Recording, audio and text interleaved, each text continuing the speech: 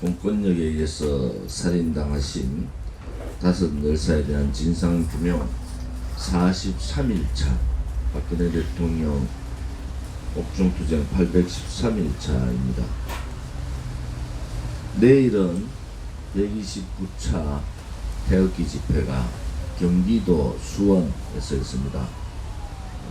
수원에 2년 만에 저희들이 수원에서 집회를 가지고 또 대구 지방 집회에 이어서 경기도 지방 집회를 합니다. 다음 달에는 부산에서 지방 집회를 한번 가질 계획입니다. 일정들이 우리 광화문 애국 텐트를 치고 천막 당사 투쟁을 43일째 이어오고 또 이 투쟁이 많은 언론들에 의해서 왜 대한애국당이 이렇게 천막 당사를 쳤는가 라는 데 대해서 인식들을 이제 많이 하고 있습니다. 그들이 소위 말하는 민노총에 의한 장악돼서 기사화는 못하지만은 젊은 기자들을 중심으로 이것은 아주 잘못된 것이다. 왜 자기들이 2017년 3월 10일 날 100여 명이 부상을 입고 또 5분이 돌아가신 이 상황들을 왜 몰랐는가. 자기가 기자로 있으면서도 이 내용을 몰랐다는 것에 대해서 굉장히 자책하는 그런 젊은 기자들을 봤습니다. 이제 숨길래야 숨길 수 없는 상황입니다. 그리고 진상규명을 하지 않고서는 안 된다. 제가 작년 국정감사에서 경찰청장과 경찰청 간부들 앞에서 그렇게 얘기했습니다. 태극기만 들고 저항하지 않은 분들이 돌아가셨는데 이것을 덮겠다는 것은 그것은 거짓이고 불이다. 여러분들이 아무리 이것을 덮으려고 해도 덮을 수가 없는 것이다. 그래서 먼저 이것을 세상 밖으로 국민들께 알리고 거기에 따르는 진상규명과 책임자 처벌을 하는 것이 맞다. 이렇게 얘기를 했습니다. 이와 같은 겁니다. 박근혜 대통령에 대한 불법 탄핵, 거짓 탄핵도 누군가는 이것이 불법이고 이것이 거짓이다. 이것은 소위 말하는 민노총 정교조, 통진당 아로 세력들, 또 박근혜 대통령에 의해서 위험을 느끼고 있는 김정은 추종 세력, 혹은 김정은에 의해서 직접 지시받고 명령받는 그러한 세력들, 또 반미 360개 가까이 되는 반미 단체들, 이러한 단체들이 모여서 죄 없는 대통령을 탄핵했지 않습니까? 이 또한 이렇게 아까운, 정말 아까운 분들이 5분이나 돌아가신 죽음과 같이 묻고 싶을 거예요. 아마 탄핵했는 사람들은 이 사실을 묻고 그냥 넘어갔으면 할 겁니다. 근데 국민들이, 특히 대한애국당이 태극기를 들고 광화문 서울역 집회를 통해서 국민들께 알리고 그것이 향후에도 이 사실이 잊혀지지 않고 누군가에 의해서는 이 박근혜 대통령에 대한 불법 탄핵이 잘못된 것이라고, 또 그들의 탄핵 주동 세력이나 또 보수를 자처하는 세력 중에 배신하는 그 배신자에 대한 분명한 심판이 있어야 된다. 이것이 우리가 2년 가까이 투쟁했던 그러한 목표가 아니겠습니까? 지금 이번 총선을 통해서 분명히 저는 2년 전에 대한애국당을 창당할 때 옆에 계신 허평환 대표하고 창당을 할 때 저는 그렇게 얘기했습니다. 다음 총선은 분명히 탄핵 세력과 탄핵 반대 세력이 심판을 받는 그러한 선거가 될 거다. 결국 여러분 그렇게 될 겁니다. 나경원 자유한국당 원내대표가 바른미래당한테 통합을 바른미래당하고의 통합이 우선이다 이렇게 얘기를 하는데, 그전에는 누구랑 통합이 우선이었느냐, 대한애국당하고 통합이 우선이다 이렇게 했어요. 그런데 그들이 이제 알게 된 거죠. 대한애국당은 앞으로 자유한국당하고 제1야당을 기룰 수밖에 없는 당이 될 거다. 대한애국당 뒤에는 박근혜 대통령이 진두지휘를 할 수밖에 없는, 또 그렇게 진행되고 있다는 것을 자기들이 이제 자기들이 안 거예요. 그러니까 급하게 바른미래당에다가 손을 내밀었습니다. 저는 뭐 솔직히 유승민 자유한국당 빨리 들어가길 바래요. 자유한국당 들어가라. 들어가서 너 자유한국당 자체를 탄핵 세력으로 우리가 편하게 얘기할 수 있도록 좀 들어가서 바깥에 있지 말고, 밤이나 바깥에 있으면 뭐합니까? 안에 들어가서 자유한국당의 실체를 제대로 밝혀야 된다 이렇게 저는 보고 있습니다. 결국 총선 전에 그렇게 될 가능성이 대단히 높다 그렇게 보고 있습니다. 바른미래당은 뭐 제가 판단하기에는 아무튼 호남 지역 국회의원들과 또 박근혜 대통령에게 배신을 던지고 탈당해서 만들었던 유승민이나 이혜원 같은 이런 사람들이 갈라설 수밖에 없는 구도예요. 지금 상황이. 왜냐하면 이번에 패스트트랙을 통해서 바른미래당의 3분의 1을 점유하고 있는 유승민계를 뺀 나머지 사람들은 거의 대부분이 호남 출신들입니다. 갈라설 수밖에 없다. 둘이가 소위 말하는 출당을 했던 출당파들이 자유한국당에 복당하면서 그야말로 이념적인 결함이 아니라 원내 교섭단체를 만들자는 인위적인 결함을 했기 때문에 바른미래당이 갈팡질팡하는 겁니다. 의미가 없어져 버려요. 중도 정당도 아니에요. 지금은 완전히 좌파 정당 더불어민주당의 한 4중대 정도 됐어요. 결국 그 속내를 나경원의 입을 통해서 우리는 몇 가지 내용을 봅니다. 연동형 비례대표제를 못한 이유가, 윤소아 원내대표에게 나경원이 얘기했잖아요. 대한애국당 때문에 연동형 비례대표제 못한다. 대한애국당 때문에. 그런 속내가 나오고, 어제는 바른미래당하고 선통합을 하자 이런 얘기를 했는데 결국은 그렇게 갈 겁니다. 갈라설 수밖에 없고, 다음 총선 전에 결국 대한애국당은 우파정당으로 고향의 굵은 소나무와 같이 우파의 가치, 또 대한민국의 정체성, 대한민국 헌법의 이 가치, 이런 것을 지키는 정당으로 남아서 국민들한테 심판을 받겠습니다. 다음 총선에 박근혜 대통령의 탄핵이 옳았느냐 잘못됐느냐, 이러한 국민의 심판을 받을 수밖에 없지 않겠습니까?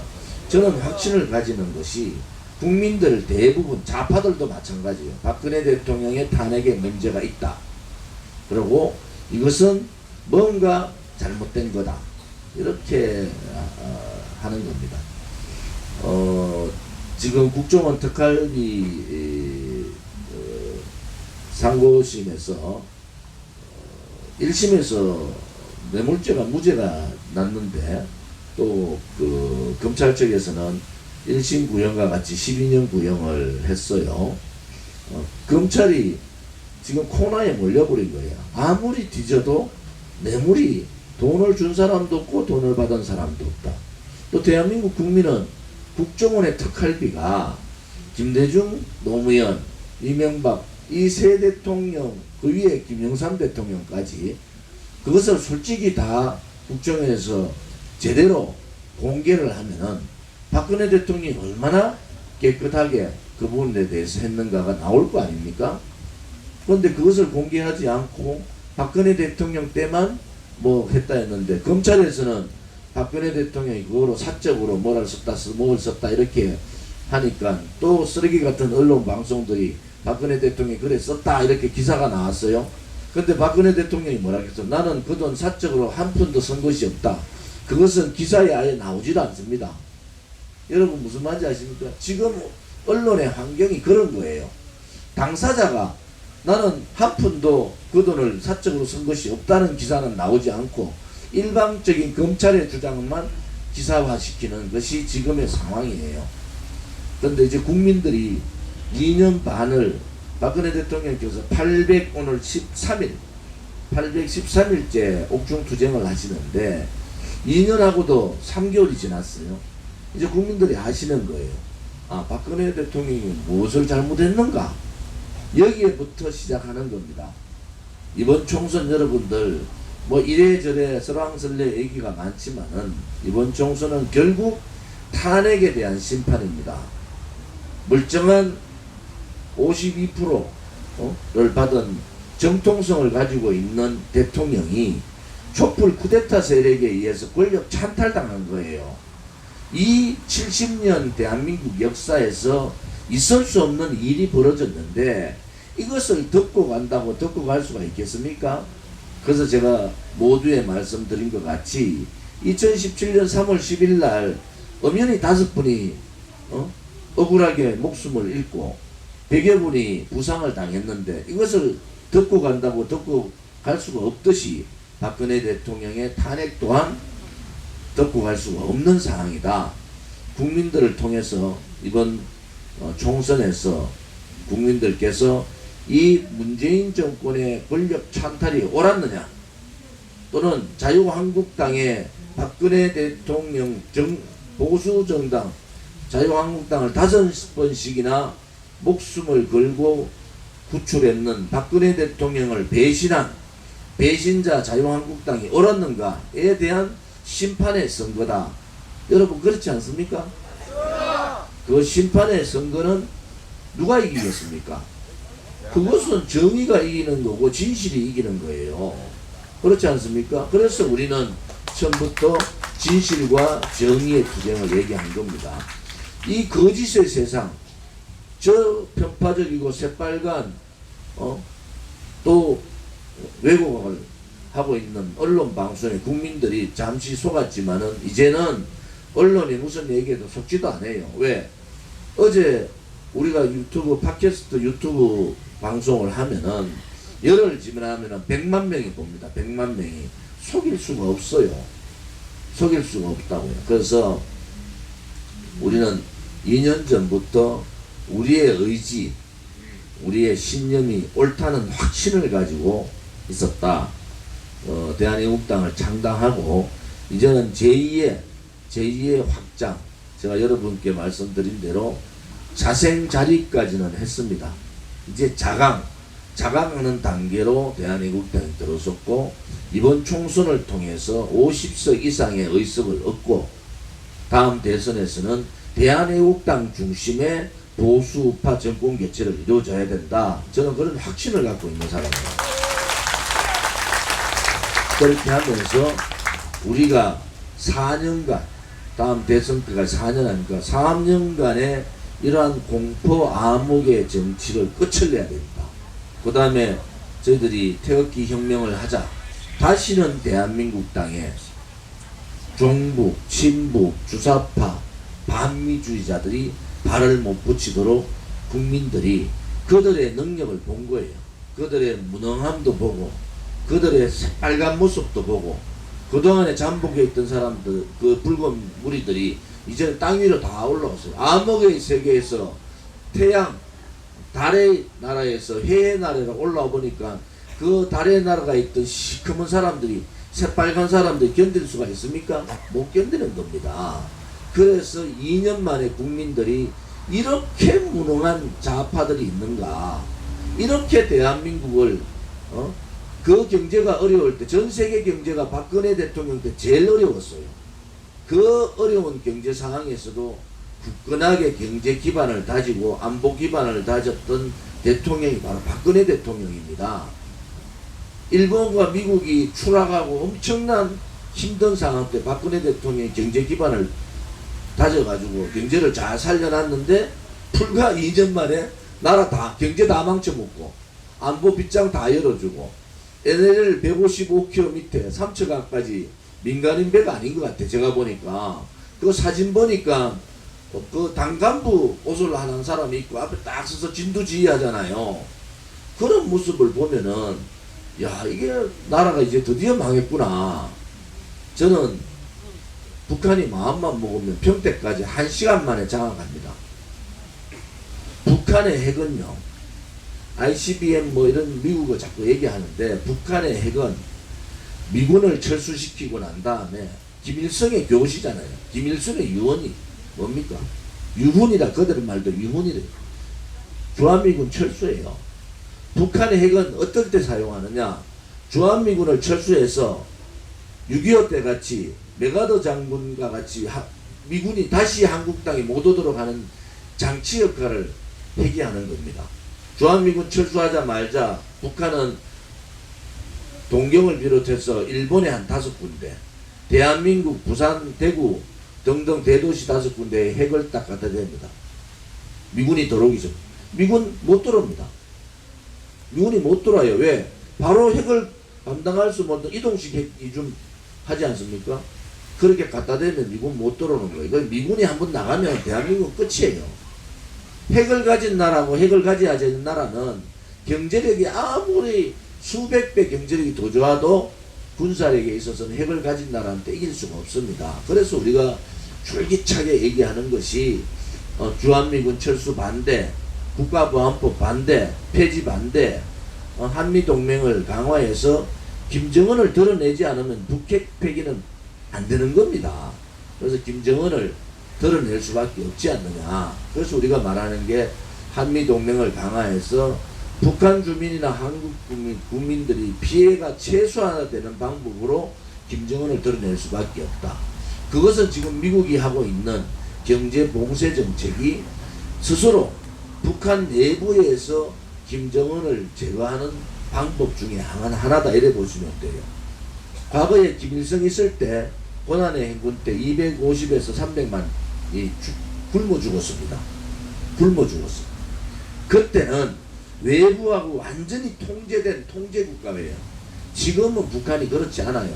핸드폰도 돌아다니고 또 장마당을 통해서 바깥에 얘기들이 돌고 있고, 소위 말하는 그런마 단계의 평양은, 특히 평양은 그런마 단계의 자본주의 이제 맛을 본 거예요. 이 사람들을 다시 김일성 시대로 돌릴 수는 없는 겁니다. 그들이 압박을 받으면 먼저 군부가 일어나고요. 그 다음 일어나는 것이 이 자본주의 돈맛을 본 이 자본가들이 일어나는 게 됩니다. 장마당부터. 그래서 김정은은 무너지는 거예요. 거기에다가 인공호흡기를 갖다 주러 간 것이 대한민국에 800만 불이고 이 문재인 정권이에요. 이놈의 좌파 햇빛 정책 주장자들은 왜 다 죽어가면은 인공호흡기를 갖다 대냐고. 완전히 다 죽었는 거를 김대중 대통령이 거짓말해가지고 북한 절대로 핵개발 안 한다, 핵개발하면 내가 다 책임진다 해놓고 그분 돌아가셨어요. 그때 북한은 벌써 핵개발 다 끝낸 상태예요. 노무현, 저 북한의 핵이 우리한테 불리하지 않다고 그런 논리를 가지고 있는 거예요. 내가 북한 대변인 역할을 하고 있다고 김정일 앞에 가서 그렇게 얘기한 사람이에요. 아직도 대한민국 국민들이 이 좌파들을 믿고 있습니까? 믿으면 안 되는 겁니다. 이제는 그들의 안보는 완전히 쇼에 불과하다. 이제 우리가 확신을 가지고 방법은 한미동맹 강화 외에는 없다. 한미동맹을 강화해서 중국도요, 한국하고 중국이, 미국이 딱 손잡고 강하게 붙으면 중국이 우리한테 사드 보복이라든지 또 무슨 하웨이 보복이라든지 못합니다. 왜? 한미동맹을 딱 요대로 강화해가지고 있으면은 만약에 사드 보복하면은 미국이 사드 보복에 10배를 중국을 때리는데 되겠습니까? 이게 한미동맹이 흐트러져 가지고 왔다 갔다 하니까 미국이 한국을 도와주기 싫은 거예요. 그런 상태예요. 그래서 한미동맹이라는 게 군사동맹뿐만이 아니고 경제적인 동맹에 있어서 대단히 중요하다. 우리가 볼 때는 한미동맹을 강력하게 추진을 해야 된다, 이런 말씀을 드리겠습니다. 또 하나는 김경수 일병 살리기가 도를 지나치고 있다. 지난 보궐선거에 더불어민주당이 후보를 못 냈어요. 창원에서 후보를 못 낸 이유가 지지율이 20%가 안 나오는 거야. 그럼 후보를 못 낼 수밖에 없어요. 그래서 더불어민주당이 발칵 뒤집어져 가지고 경남권 전체, 소위 영남권 전체를 다 아마 조사를 해봤을 거예요. 제대로 경제가 이렇게 어려운 상황이 됐고 문재인 정권이 안보파리가 끝난 상태에서 영남권에서 제대로 국회의원 될 수 있는 사람이 거의 없다 이래 보는 겁니다. 그러니까 박근혜 정부 때 밀양 신공항, 동남권 신공항 분쟁이 있었잖아요.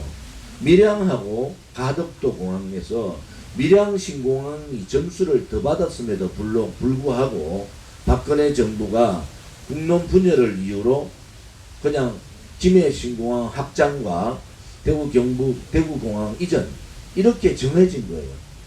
국가 정책으로 정해졌는데 이 얼마나 나쁜 정부냐. 김경수 살리고 경남에 부산의 표를 얻기 위해서 이거를 전격적으로 뒤집어 버렸어요 지금. 그러니까 이 정권이 문재인 좌파 독재 정권이 정통성이 없는 데다가 국민들로부터 신뢰를 이제 잃어버리고 지지율이 완전히 곤두박질 쳐볼 지지율이 반토막 났죠. 앞으로 총선 때까지 또 지지율 반토막 날 거예요. 그러면은 결국은 뭡니까? 돈을 가지고 제가 지지난주가 말씀드렸죠. 이제는 문재인 정권이 총선에 우리가 대비해야 될 5가지를 얘기했는데 그 중에 하나가 뭡니까? 바로 포퓰리즘 정책과 공약 남발 또 예산을 가지고 예산 퍼주기로 국민 민심을 현혹할 거다. 이것이 바로 이번에 지금 새롭게 부산의 가덕도 그 동남권 신공항 문제를 뒤집어버린 내용이에요. 여러분 보십시오. 그날 제가 말씀드린 게 자 김정은을 중심으로 한 북풍 문제 다 대비를 해야 되는 거예요. 그런데 못하고 있어요 지금 자유한국당이. 그래서 국가의 정책이라는 것은 정책에 있어서 조금은 불평불만이 지역에 따라 있을 수 있어요. 그런데 아무튼 한번 결정된 정책에 대해서 다음 정권이 그것을 뒤집기 시작하면 대한민국은 대단히 손해를 볼 수가 있다. 민심이 이반되고 국가 정책의 변화로 인해서 예산이 또 엄청나게 소요되는 그런 낭비되는 그런 상황이 있을 수 있습니다. 그래서 이번에 이런 부분에 있어서는 좀 더 강하게 이런 문재인 좌파 독재 정권의 정책 부분에 있어서도 우리가 좀 대항을 해야 된다 이렇게 생각을 합니다. 경기도에서 2년 만에 열리는 태극기 집회에 기대가 큽니다. 아무튼 내일은 서울시당을 중심으로 해서 이 천막은 몇백 명이 이 천막 수호를 할 겁니다.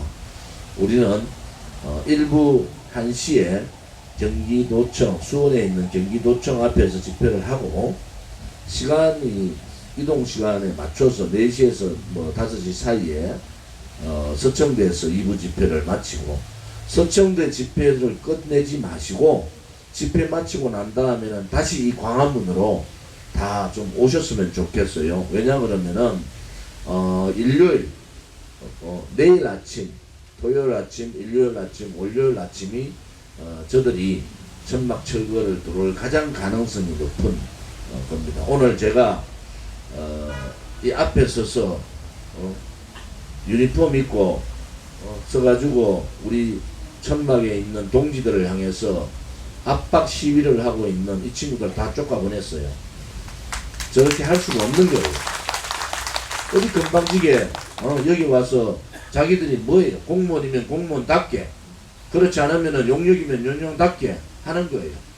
금방지게 와서 말이지 시위하고 막. 그들이 민노총이 집회할 때 그리 할 수 있었어요? 내일부터 마찬가지입니다. 앞으로 용역 시위대들이 와서 시위하면은 다 쫓아보내세요. 왜 우리가 그 쳐다보고 앉아 있습니까?